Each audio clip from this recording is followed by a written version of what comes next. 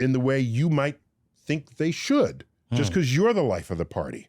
As you add up all of these things, let's go back to epilepsy, where before that was even a word, you were occupied by the devil.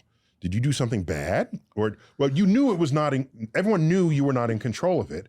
But today, no one is saying, did you have the free will to not have an epileptic seizure? Of course not. Do you have the free will to not be depressed?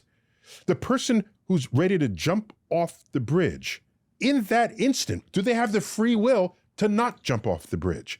I don't think so. And the more I add up and explore the human condition, I'm forced to conclude that the direction we are headed is that we are all products of an absence of free will.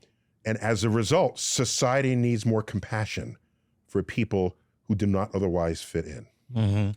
See, I have the exact opposite position in my own mind. I feel that it is because of the absence of free will that you see in most behavior, that it is that 1% of free will activity that moves us in the right direction, bends us toward compassion, takes the arc of history toward justice.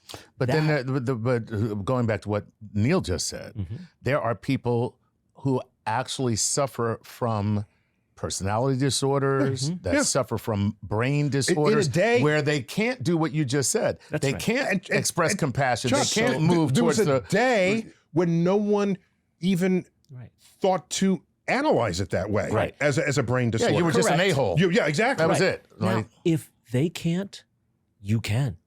You can show that person compassion or understanding. And therefore, free will as an entity exists. Charles, you're drawing a line even if that I have seen be in constant motion over the decades and over the centuries. That line that you're saying, they don't have free will, but I do. I don't know that I can. See, I have free will over some things and not over others. Someone can see me and say, that person needs help in this way and has the free will to help me.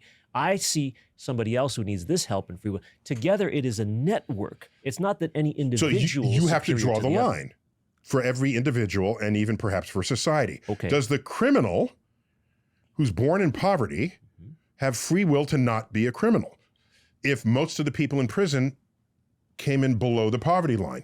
So there's some sociological force operating there that where we are less susceptible to that force. I think that's a great question, analogy. Let's say this.